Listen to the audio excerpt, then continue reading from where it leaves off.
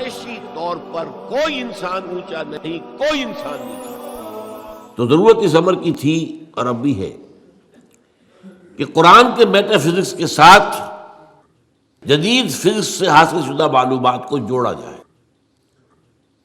دیکھا جائے۔ یہاں پہ تضاد تو نہیں ہو سکتا، ناممکن ہے۔ اور بہترین بات ہے جو ڈاکٹر رفیع الدین مرحوم نے لکھی، قرآن is the word of God and this universe is the work of God۔ کس نے بنایا اس کو؟ یہاں کے قانون طبیعی جو بھی ہے، فزیکل لاز، کس نے بنایا ہے؟ یہ ساری کائنات کس نے بنائی ہے؟ کون اس کو چلا رہا ہے؟ یدبر الامر من السماء الى الارض، کون؟ اللہ۔ تو word of God Quran, work of God کائنات، ان دونوں میں کوئی تضاد تو ممکن نہیں ہے۔ عام انسان کے بھی قول و فعل میں تضاد ہو تو ہم اسے سمجھنا بڑی گھٹیا بات ہے۔ آپ کا قول یہ ہے، آپ کا عمل یہ ہے، اللہ کے قول اور عمل کے اندر تضاد کیسے ہو سکتا ہے؟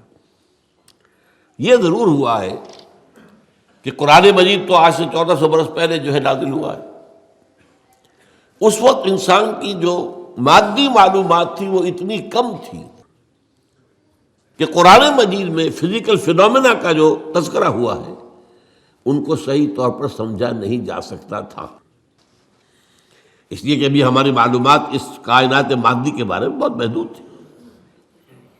لیکن جیسے جیسے جیسے جیسے سائنس آگے بڑھی ہے، قرآن نے پہلے کہہ دیا تھا سنریہم آیاتنا فی الآفاق وفی انفسہم حتی یتبین لہم انہ الحق۔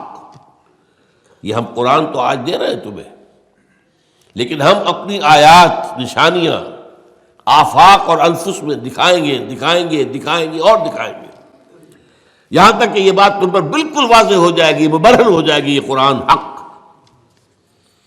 تو جتنی سائنٹیفک ترقی ہوئی ہے اس نے ثابت کیا ہے قرآن کی حقانیت کو۔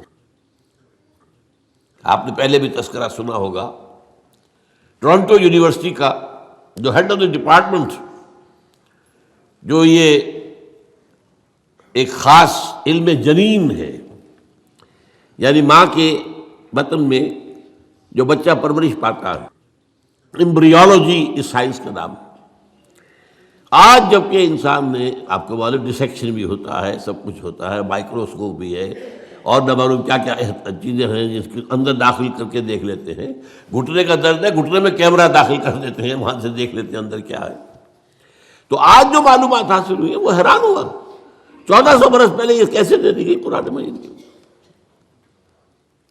اس نے مانا، مورس بوکائی نے یہ مانا، فرینچ سرجن تھا، شاہ فیصل اس کے پاس علاج کے لیے گئے تھے، وہاں انہوں نے قرآن پیش کر دیا اسے۔ انہوں نے کہا میں کیسے پڑھوں گا اس کو، یہ تو عربی میں ہے۔ انہوں نے کہا کوئی بات نہیں، میں آپ کے لیے استاد منگا دوں۔ تو بادشاہ کے لیے کیا مشکل تھا، سعودی عرب سے لا کر ایک ٹیوٹر رکھ دیا گیا ان کے پاس، اس نے عربی سیکھی، پھر قرآن پڑھا، پھر کتاب لکھی، the Bible, the Quran and the science, اور اس میں یہ ثابت کیا اور اقرار کیا کہ قرآن میں کوئی شے وہ نہیں ہے جسے سائنس نے غلط ثابت کیا ہو۔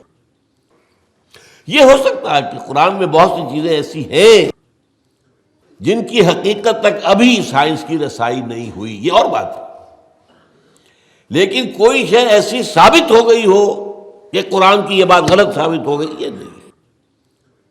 تو آج اصل میں اس وقت کی بہت ضرورت ہے اس کی کہ یہ جو دو علوم علیحدہ علیحدہ چل رہے ہیں، یہ دو آنکھیں ہیں، ایک آنکھ یہ دیکھو، کھول آنکھ، زمین دیکھ، فلک دیکھ، فضا دیکھ، زمین اور آسمان کو دیکھو، افلا ينظرون الى الابل کیف خلقت والى السماء کیف رفعت۔ دوسری آنکھ وحی، ان دونوں آنکھوں سے دیکھو، اس سے حقیقت کا علم قرآن سے لو، اس سے کائنات کا علم اپنی حواس خمسہ اور عقل کے ذریعے لو، اور پھر دیکھو کہ ان دونوں میں کوئی تضاد نہیں ہے۔